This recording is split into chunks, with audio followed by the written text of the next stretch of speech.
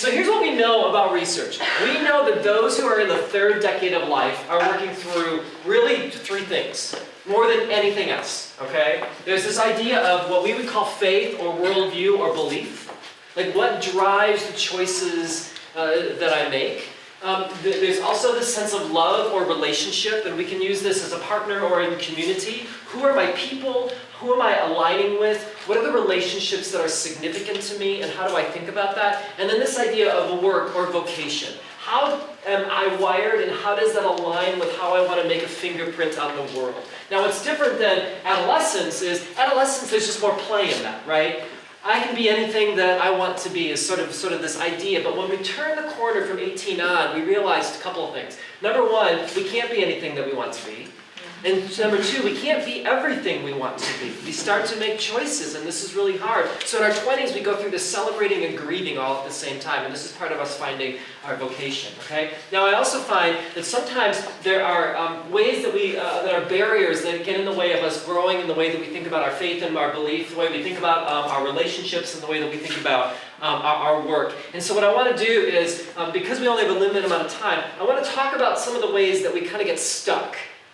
And just kind of throw these out and see how they sit with you all. And you can all speak back to me and we can talk about that. And I'm going to have a couple prompts along the way. I want to talk about this idea of believing and how do we sort of come out with our beliefs. Like, what does it look like for us to actually say, this is what's important to me when it comes to faith? And I want to talk about this idea of relationships in regard to forgiveness. We find that a lot of times with young people, it's really easy to say, oh, we all have to have great relationships with each other. But young people are hurting at a deep level because there's this element of forgiveness that I want to just explore with you that I think is really important. And then this idea of becoming. How does one find their voice in their 20s? This is something I say to my graduate students all the time. When you write, when you speak, I want your voice to become louder and clearer so that you can make a contribution to the conversations that are important to you in this world so that the world can be a better place. Okay? But there's a tentativeness sometimes for us to do that. And there's some reasons for that, which are completely normal. Which is like, oh, great, this is going to be all about, I want you to know that your experience can actually be normal. So let's talk about this idea of believing for a second. I think what's interesting about belief is that we would root it in Christian circles in this idea of faith. And what we've discovered when it comes to faith in our research, but then also in other research is this, is that a lot of times when we talk about faith in Christian environments, we talk about faith like a noun. I find faith, I lose faith, somebody else is losing faith, where do we find it, how do we get it back? Okay, it's like a thing that we have, okay? Now there's an element to that we see in the scriptures, but probably more crucial in what we see in the scriptures is that faith isn't a noun, it's a verb. We don't have faith, we faith. And when we faith, and we're a faithing individual, what we recognize then is that faith is changing, morphing, developing, becoming into something else. So when someone says to me, Steve, I don't believe in God anymore, it's in that moment that I don't think about it as a noun. Like, oh my gosh, you lost God. But again, I say, the construct of the way that you think about God is changing because your world is getting more complex and you need a bigger God to handle it. Okay, I can work with that. Okay? Now we don't have a panic attack when someone says they're going to lose their faith. Instead, we realize that it's actually developing along the way, as it should. Now, this can be a bit traumatic at times. A lot of times for those of you that are in Psychology 101, you probably remember this idea of what Piaget talks about, this idea of assimilation and accommodation. Let's say for a second that the way I hold my faithing is like in a container like this. This would be my worldview. It's the way I see the world. And what happens is that if this bottle was empty and I would drop pieces of water into it, drops of water into it, the drops of water are the experiences and the truths that I know of the world. And what happens is most of the time in assimilation, I can assimilate my experiences into the way that I hold the world. Things make sense. But sometimes something comes along that's bigger than the way that I look at the world. Now, if I were to force this into this, that would be really dramatic. What would happen? This would break apart, right? It would completely destroy. That's losing my faith. That's not believing in God anymore. That's all of a sudden going, wait a minute, it doesn't fit anymore. And then we move from assimilation to accommodation, where this literally needs to be broken apart, and something needs to be constructed to hold my first breakup, to hold my first failure in a class, to not getting in the program that I wanted to get into, to having my parents divorce, or to have a friend commit suicide. See what happens? We actually need something bigger to actually hold the experiences that we have. And when we're in our 20s, these are just more real. We gotta hold them ourselves. The reality of life comes at us in true form in ways that it's never been done before. And so these can be really crucial moments in making sense of one's spiritual journey, not merely learning information. It's not just about gaining more information. We actually have to make sense of what do we do with evil in the world? How do we think about God? How do I live my life in light of the things that are important to me? And then there's this sort of integrating and not separating spirituality and life experiences. And some of the work that I did with college students, I found that the college students that seemed to do the best were able to find a way to begin to integrate the things that they were passionate about with their spirituality, and they were beginning to sort of come together.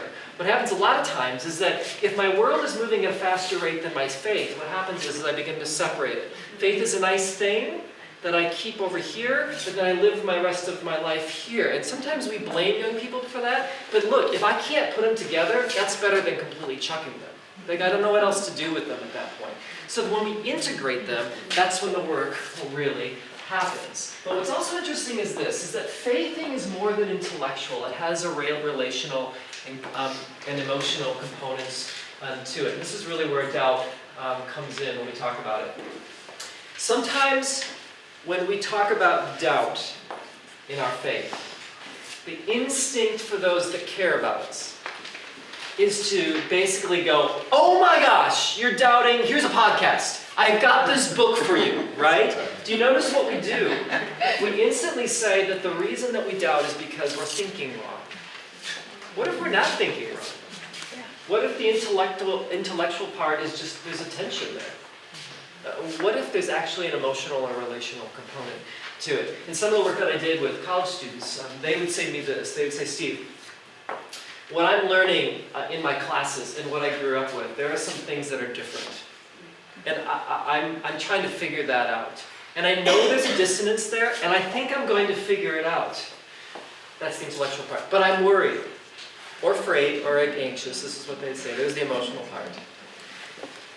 That if I share my questions or my differing opinions with the people that raised me, that my youth pastor will be disappointed, that my mom will be upset, that my dad will be angry, and that my church will put me on the prayer list. And ladies and gentlemen, nobody wants to be on the prayer list. Do you see for young people what doubt is? Intellectual doubt actually has the potential of leading to relational fallout. That's what I hear young people tell me they're most worried about. That if I'm honest, I will be abandoned. And what does the church often say to young people? Not always, not your church, not your churches, other churches. They say, why'd you leave us? Do you see the insult to injury? Faith and doubt is a vulnerable space.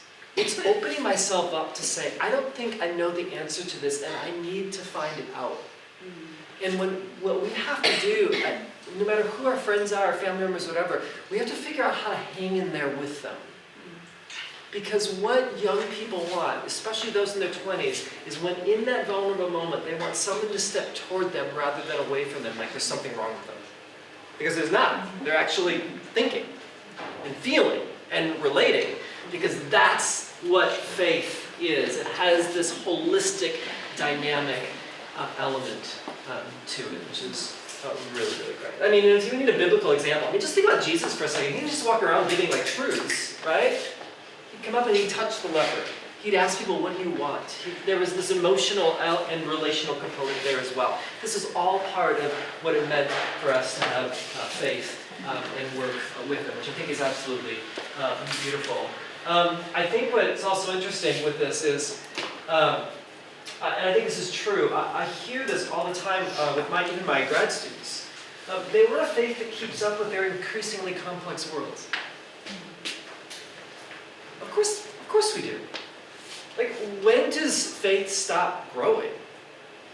When does our faithing all of a sudden take a break, as though somehow we've got enough, like up to 18, and it's going to carry us the rest of our lives? I mean, this is the goal that we have, is to continue to move in this direction. Now, sometimes this is hard, and when we think about church and our faith communities, I think that what we found with a lot of our students that I study with college students is that a lot of times young people in their 20s are trying to figure out, like, how do I faithfully live the script that's been given to me of what I think my church wants me to be as a Christian. And sometimes there's this dissonance with that.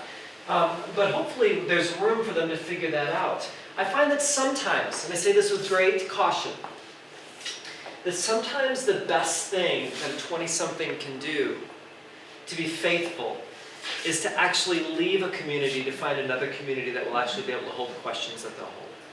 Okay? I'm not saying churches are bad. I'm saying that sometimes churches need to know their limitations. And if a young person can't work through the questions and doubts that they have, their leaving is not an act of unfaithfulness. It actually could be an act of faithfulness.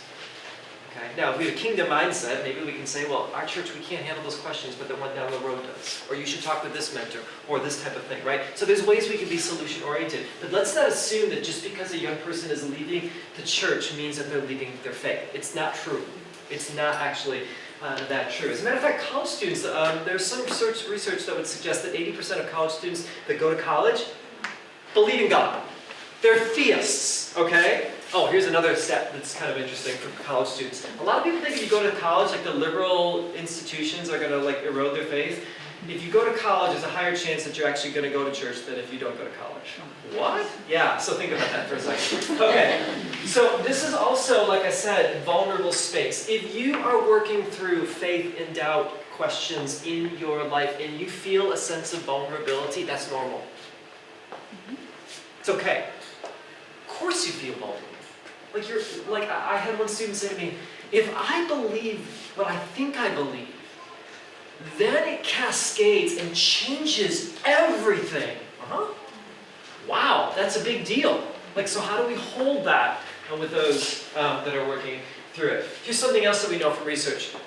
That one of the reasons it's hard for communities to hold the questions of faith and doubt, especially from those who are in their 20s, who I think in many ways are prophetic. I think the questions that those in their 20s raise are actually the questions that most people are thinking about, so we have to listen to them. But one of the reasons that it's so hard is that faith has this contagious component to it. If I raise, let's put it this way, if you raise a question about a faith or doubt, and I listen to it, what it does to me is it raises my own questions of faith and doubt, and so it makes me anxious. And so do you know what I want to do? I want to shut down your question so I don't feel bad. That's the contagiousness that happens. So if like the really crazy question is asked like in some sort of church context and everybody goes, that's the contagious moment right there, because we're all feeling it, right? Yeah. Isn't that interesting? Yeah. That's the relational component of... Okay,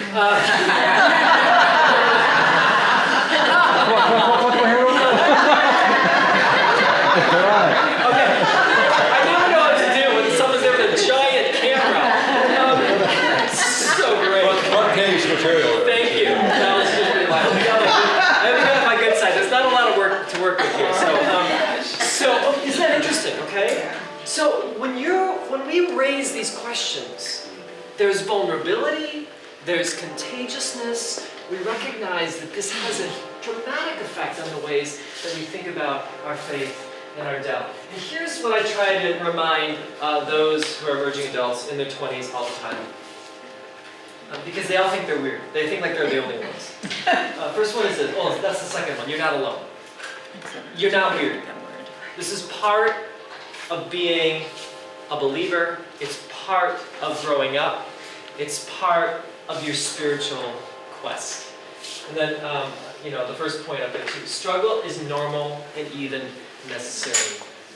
Faith and doubt are not enemies. They're friends. I can have faith, which will raise new doubts, which will lead me to a deeper faithing, which will raise more questions, which will lead to doubts, which will lead to more faithing, This is the process that we're in. The moment we stop that is the moment we stop truly faithing.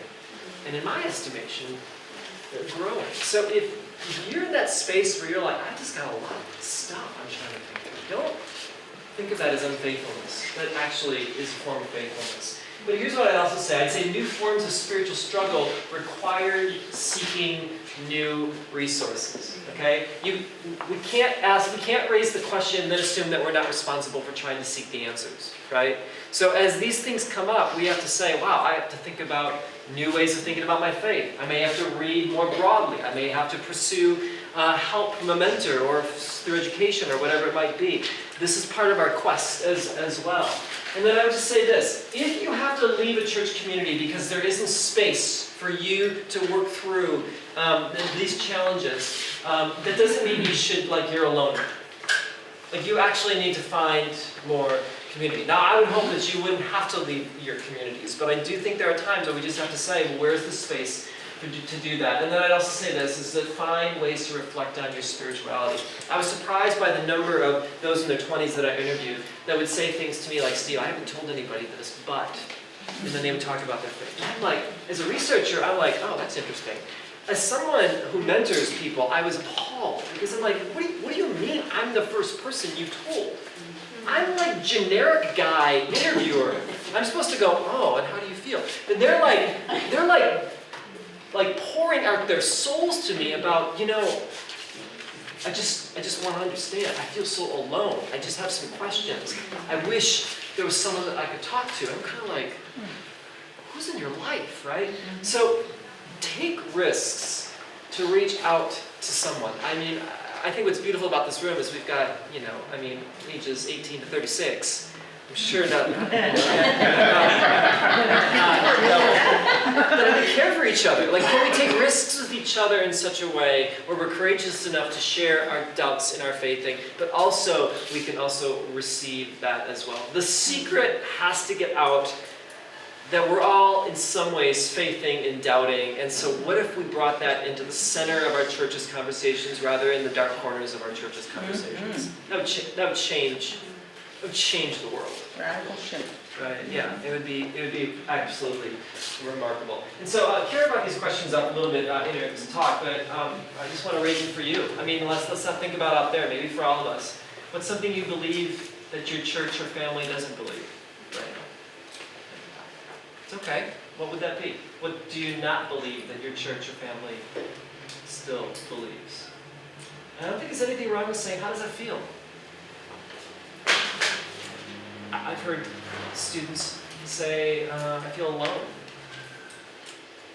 I don't know what the next step is to take. I feel betrayed. I feel frustrated. I feel worried. I feel unfaithful. Right? It's okay.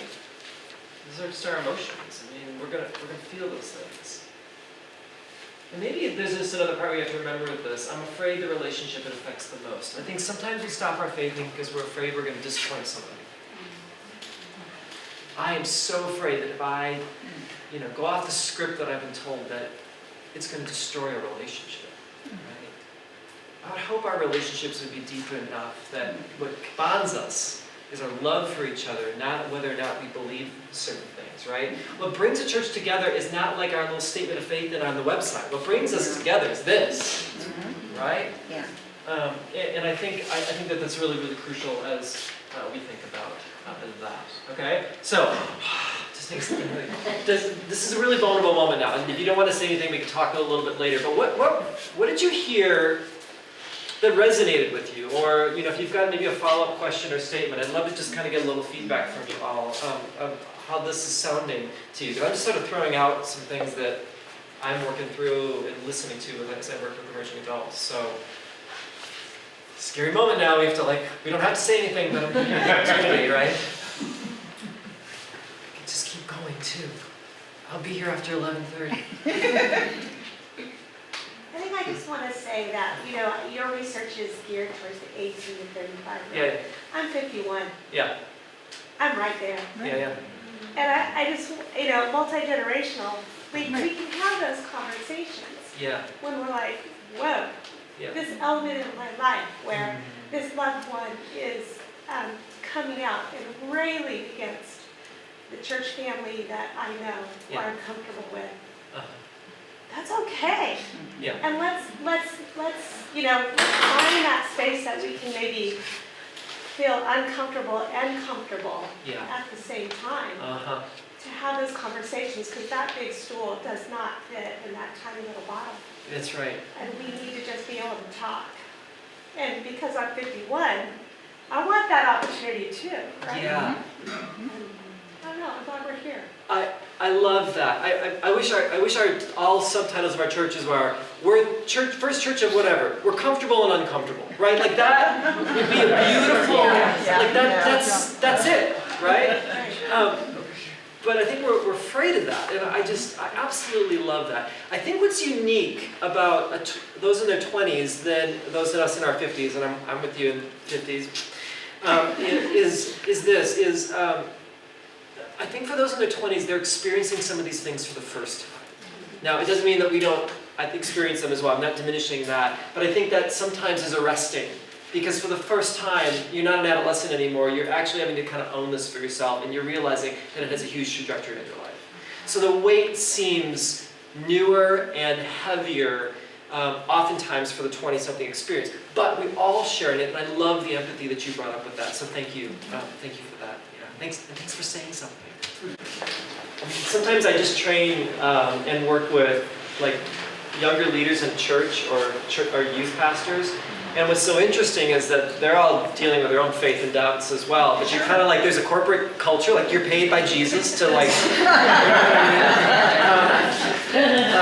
so I think that's a really honest statement. That somehow in this organization, where's the room for blur? Where's the room for questions? Where is the space for that? And I could be wrong. I mean, you all 20-somethings tell me different. I really don't think that that emerging adults are necessarily looking for another program. I think they're looking for a safe space to have like real conversations, a mentor, a person. I know they're not looking for singles groups. That's just not really what they're looking for, right? So I think if any way we can create these spaces at a relational or at a more communal level, I think that could actually be helpful. It's a risk, and I've been on church staffs as well. I think there's a deeper tradition in our churches. And this deeper tradition is not preserving the culture, but remembering why our church showed up in the first place, right? Like, I don't think churches planted a church in a city and said, you know what we want to be is inflexible and not really relate to the community and just do our thing. I think they said there's a need here and we will do whatever it takes to be a part of the fabric of our community so that we can navigate it together. So whatever that looks like, I think that's really, really important. And that, I think this faith and doubt is not just a personal thing, it spills out in the way we think about justice, the way we think about the things we talk about, and those type of things. Chances are, and I tell this to church leaders all the time, what are the taboo topics in your church that you're just afraid to talk about? Young people aren't.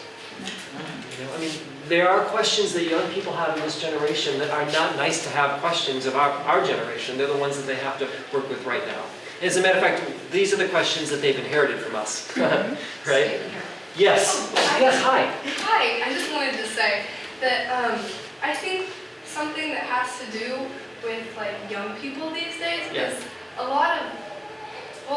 good thing is that at church, I see this every church that I go to. All of the older people, they're not afraid to talk to the younger people, but when I go out somewhere else, I see it and they're kind of scared. Like the older people are scared to talk to the younger people. And it's kind of funny. Because like they don't know how to, they're trying to relate to them on their level. Yeah. I see this, but at church, you see them and they're just relating on this level of like, this is my faith and this is your faith and we can see this together. I think I can see that. That's so beautiful. And I think that's great news for a world that has so often pitted generations against each other. I think this is a great thing, and I'm so happy to hear that about your church. Do you go here, or where do you go? Oh no, I live in Ojai, so Oh, it's a Presbyterian. Okay, yeah, I'll be going there next Sunday. That'll be awesome. No, thank you for sharing that, and I think it's true. And this is the good news. Let me just say something about that. You are Ava? Ava. Ava, Yes. awesome, Ava. We're friends now. I'm frustrated when churches are like, young people, where are they? There's a big problem. We need to do something. There's a crisis. Because I think there's stories like this where we kind of go, churches are filled with great news. What other institution in our country is actually dedicated to radical kinship, of intergenerational relationships, and is willing to use the resources that we have, at our life experiences, our monetary resources, all the other talents that we have to invest in young people? If we actually leveraged our assets with what our churches have, I think there'd be a line out the door in most of our churches of young people that are looking to be invested in, right? And Ava's a perfect example of what she said. She said it better than me, but that's exactly right. Thank you for that.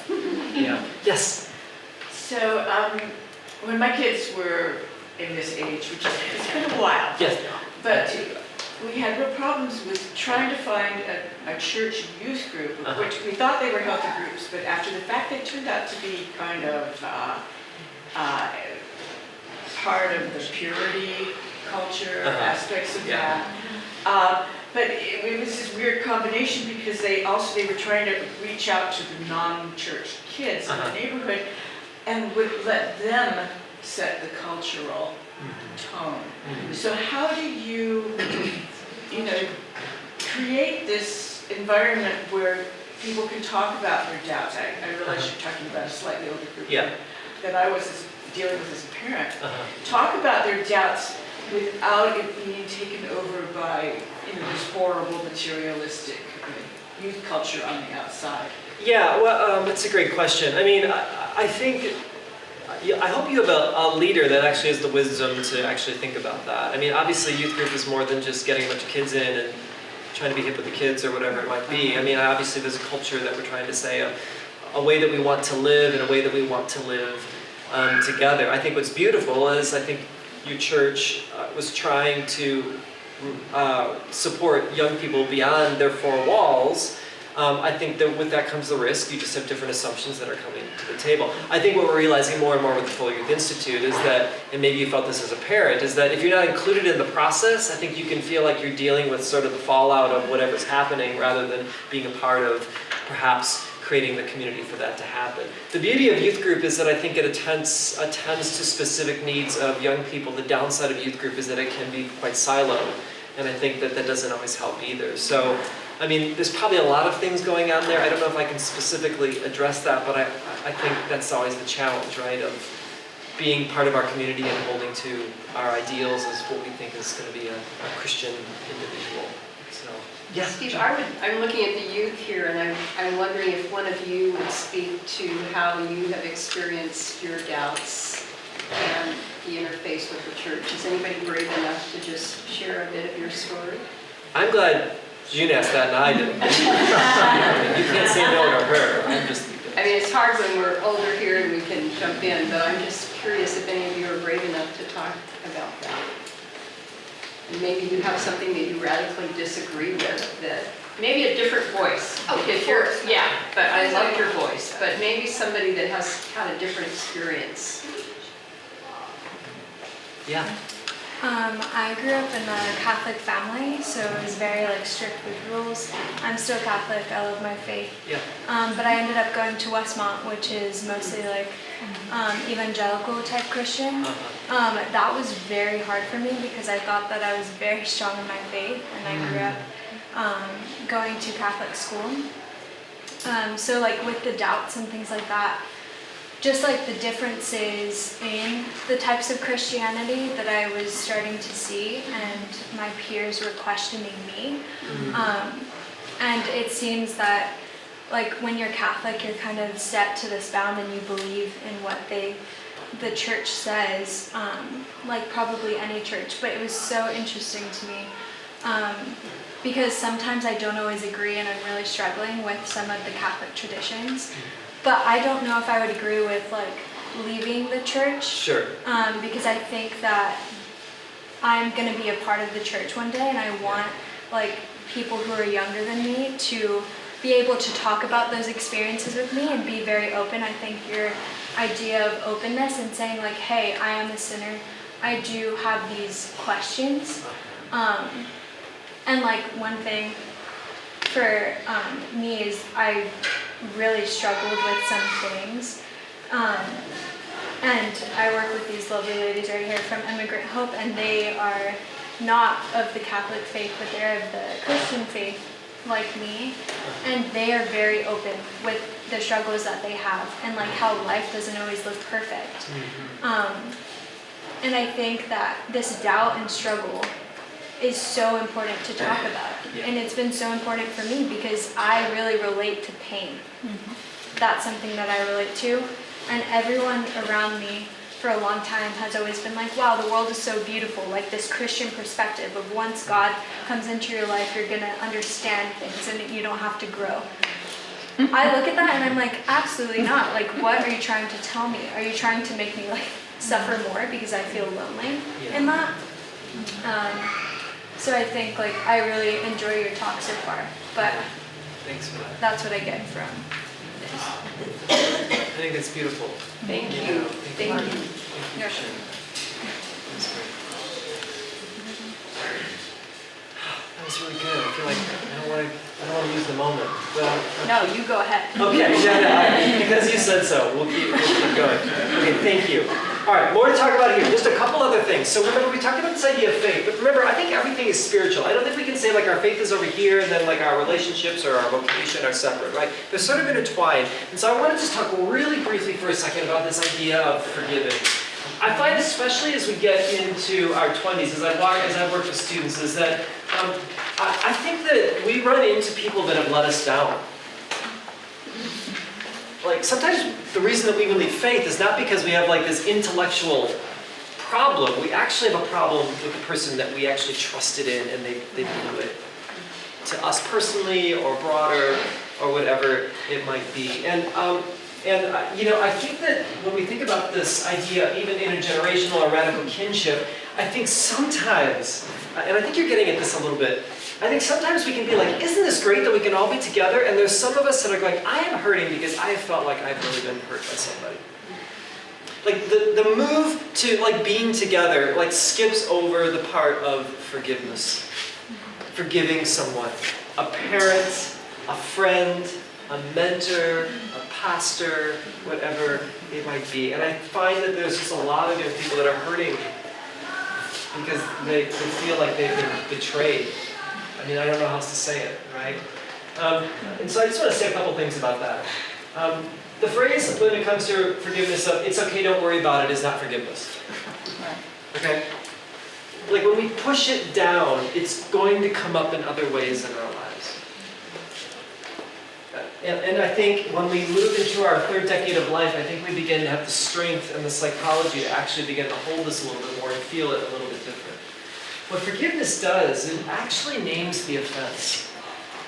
When I say, I forgive you for something, I'm actually calling out the very thing that you have offended me for. Right? So we actually have to name the offense in order to forgive it. Okay? So, you know, maybe you can think about your relationships. Is there someone in your life where you feel like you're off? But instead of dealing with it, you've just kind of pushed it under the rug. That will have an effect on you. It will have power over you. And it will keep you from being set free because this person has impacted you in such a way that you're not free from that, right? So when we say to someone, you hurt me, you let me down, this was terrible. We're using our voices to confront the issue, and then it's brought to the surface. And now we can look at it, and we can actually deal with it, rather than pushing it down. And so, forgiveness really, in many ways, allows your voices to come out where you actually can do that. What's interesting with forgiveness is that I think that once we say, I forgive you for this offense, we have then the opportunity to do a couple of things. We have the opportunity for reconciliation, whatever reconciliation might look like. Now, I say this with great attentiveness, so let me be careful here.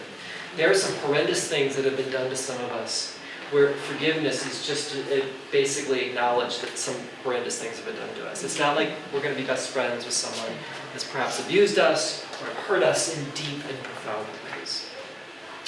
But when forgiveness sets us free, this person no longer has power over us. Even if they don't say, I'm sorry, we don't wait for them to say they're sorry, because then their actions are contingent upon our actions. We forgive them so that we are free from them, and we actually have the power to walk away from that. And so a reconciliation could be a restored relationship. It could be us just naming that you and I will never be friends, but you will not have power over me. Okay? If we do not deal with these things, I think we take this into our own relationships as we move forward. And I think that in our 20s, we really have to pay attention to what this means. And at the same time, I think we also have to remember this, and when it comes to forgiveness, and sometimes we've offended somebody else. And we have the realization now to go back and actually say, I blew it with you, and I'm asking for forgiveness. I want to tell you this. It's something I had to do with my brother and sister. I'm the oldest. I was pretty driven. I don't think I was the best oldest brother. And I felt like I needed to go back to my brother and sister and kind of say to them, I was not the best brother to you. I'm so sorry for that. I don't know what this means for our relationship, but I want you to know I acknowledge that. And that was a challenging moment for me. And so I just wanted, this is a much shorter thing, and we're running out of time anyway, but I just wonder, as you think about those of you that are in your 20s, all of us, I suppose, but, who is the person that you need to forgive? When you have idle thinking time, what is the video that plays over and over again because you haven't let it go? That's probably the person you need to forgive. And who do I perhaps need to ask forgiveness from? This is a scary place to go, but I believe that if we believe in the ministry of reconciliation, if we believe in the power of the resurrection of Jesus, that there is room for healing, perhaps of ourselves, perhaps of the relationship, that this is a courageous place to go. And again, you don't have to do it alone. I think we have each other for that. But I find in this third decade of life that this becomes a significant thing that we have to deal with. Because for the first time, a lot of times in our 20s, we're outside of our sort of family system and we're beginning to make our way. And it's maybe for the first time, we look back at our family system and kind of go, wow, that was crazier than I thought. You don't always know it when you're in the middle of it, but when you begin to get a little distance from it, that's when the stuff begins to come up. And I would just say the best thing that we can do in the third decade of life is to actually pay attention to that, because it affects our relationships in a deep and profound way. Okay? Let me move on to the last thing. That's kind of a heavy one, but let me just go to this last one because I want to do that, and then we can talk. This idea of becoming, I think is really, really important. I think that in our third decade of life, we're trying to figure out what's my fingerprint on the world. And this is what we know, that sometimes it's hard for us in our 20s to express what we're good at. I asked a group, my wife Jen and I, we always have a bunch of 20-somethings over in our house once a month, and we have like chili and wine, and we have a question of the night. And the question of the night that I had one night was, what's your gift to the world and how are you developing it? In this room of, there was like a dozen young adults in this room. They were script writers and business people and grad students and nurses. I mean, these are like talented people. There was silence. And then some of them would say, well, Jane, I know you're Jane, I'm just using you as an example. Jane, she's really great at this. And it was easy to tell what other people were good at, but to say it themselves was really, really difficult. And I sat back going, oh, that's fragile interdependence. There's actually a psychological term of this, where I am learning to actually let my own voice become stronger and be able to speak what I'm good at. In your 20s, you are developing that voice and being honest to that so that you can step into your gift to the world. And let me tell you something, you have one. You have a deep and profound gift that the world needs. And I find that a lot of times with those in their 20s, they just have to believe it. We compare ourselves to perfection in our world. And all of a sudden, like, average is like unacceptable. This is the narrative in our head, right? Like, you can't be average. You have to be like, you know, Instagram influencer, you have to be top of your game, you have to be the best preacher, you have to be the best everything, rather than recognizing the fact that there's something beautiful about the gifts that you have and how you're going to contribute them to the world. And so, you know, I think when we think about this, I just want you to remember a couple things as you think about your gift. Give your gift as a gift, not as a performance, not as though someone's going to judge it. Give it freely, give it beautifully, give it often, don't stop. The world needs what you have to offer. And I find that with a lot of 20-somethings, they hold it back because they're afraid that it's going to be judged. And I think we just have to say, who cares? If it's a gift, it's a gift. Give it. Offer it. And do it today. Don't wait till like you're 30, like everyone thinks like 30 is the magic number. Like when I get to 30, it's all gonna be, no, it starts now. It actually starts today, okay? Like, and give your gift as though your life depended on it. When we give our gifts, this isn't just for somebody else, it actually is a bit for ourselves because we are then living into the calling that God has on our lives. And so I want you to also remember to develop this gift into your world. Some confuse the third decade of life as just a decade where it's like a second chance at adolescence. You can kind of meander around 30. But Meg Jay, a psychologist who works with those in their 20s, she said that a lot of her clients would say this, my resume looked better at 20 than it did at 30. And what they were lamenting was that at 30, they didn't take time to invest in the relationships that were important to them. They didn't take time to invest in their careers or their communities that were important to them. And so when they got to 30, thinking that that's when it was all going to come together, they didn't invest their time well. And so I think one of the callings and challenges that I keep trying to tell my students, even at Fuller, is to say, this is your decade of investment. To write better, to speak better, to relate better, to do the things that you want to do, so that when you are at 30, you've invested yourself in such a way that you can live into what God has called you to be. Kara mentioned this as well, but I find this in a lot of the research that I've done, that every 20-something that I talk to feels like they're behind in something. Their relationships, their career, their calling, and they deal with this shame as though there's something wrong with it. I want to say today is the first day of the rest of your life. You don't need to be feeling like you're behind. That's living your life out of guilt and shame and fear, and that's not who God has called you to be. There's something much more deep and profound to that. I think that a lot of those in their 20s also have this dual experience of lamenting and celebrating, where they have to let go of some things because they're pursuing something else. If you feel both, it's normal. It's part of life. We always have the two together, right? Lamenting and celebrating. And we have to think about that. And I just want to say, I think for those, I tell my students all the time, I want you to take have the courage to go there. To risk. To try. To not be afraid. It's only in the trying that we actually discover what we're really all about. And hopefully if we have people in our lives that are mentoring us, they can give us advice or feedback along the way. But the trying and failing is what gets us to where we want to be. We're never going to nail it right the first time, and we don't need to. I know there's an expectation out there that we have to come across as perfect. Oh my goodness, let it go. Right? We're not, and you don't need to be. And, you know, I grade my students better that just are willing to take risks than to play it safe. I want them to feel like they're finding their voice and they're doing it in that sort of way. And so that's my question for you. What's your gift to the world, and what steps are you taking to develop it today? If we were like walking out of here, what would you tell me? Well, how would you inspire me? What is that gift? And if you don't quite know, or it's vague or cloudy, that's okay. But you have a gift.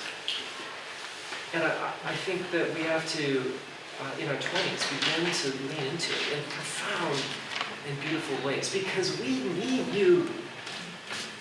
The church needs you, the world needs you. So don't deny us the best of you, because we're ready for that.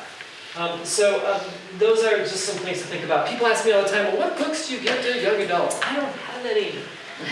But I find that sometimes the best thing to do is, I always tell people, find biographies of other people's stories so that you can see your stories in them.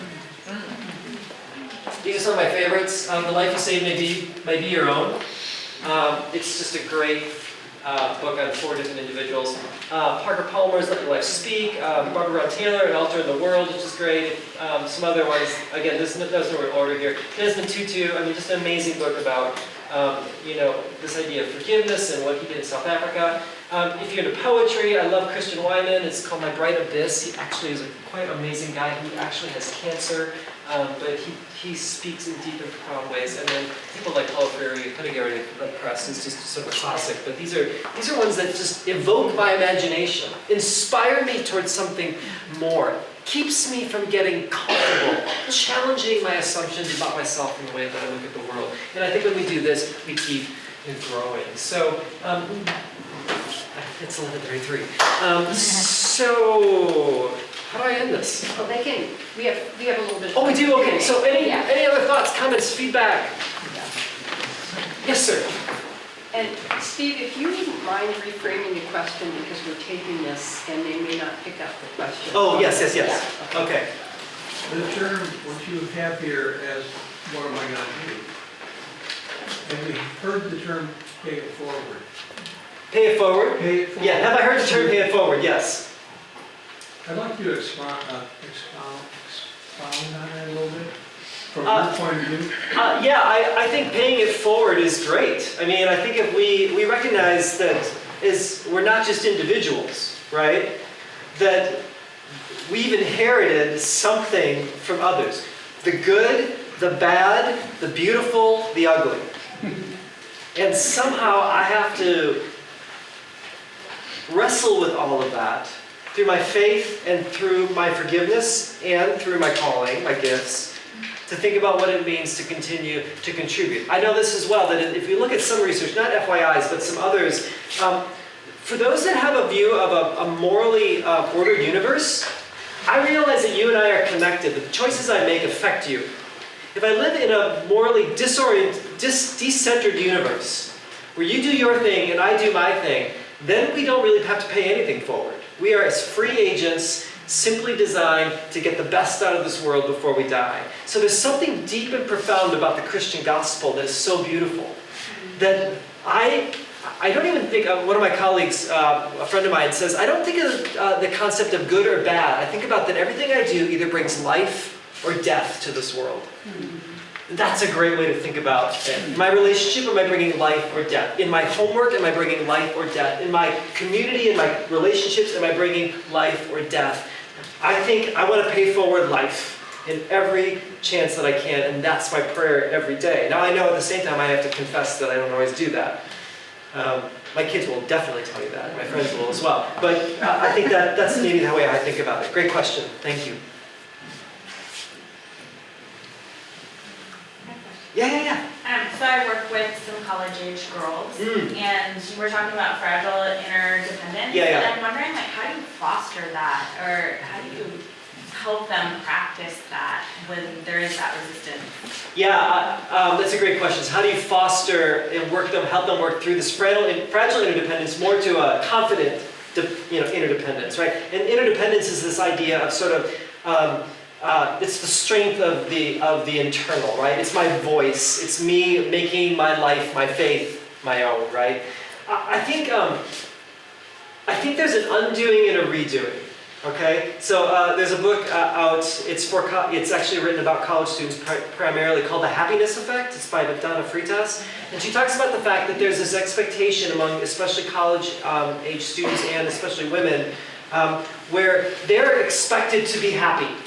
There's an external force. As a matter of fact, sororities, you all probably know this, there's actually people designed to make sure that sorority sisters stay on brand, right? And if you post something that's not on brand, they'll signal to you to take it off, right? So there's this expectation, very, very high, of the fact that somehow I have to live up to life's expectations.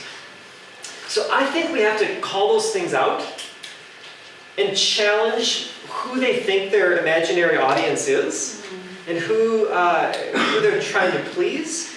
And then I think that the positive side is I think we catch them doing the beautiful things that they do.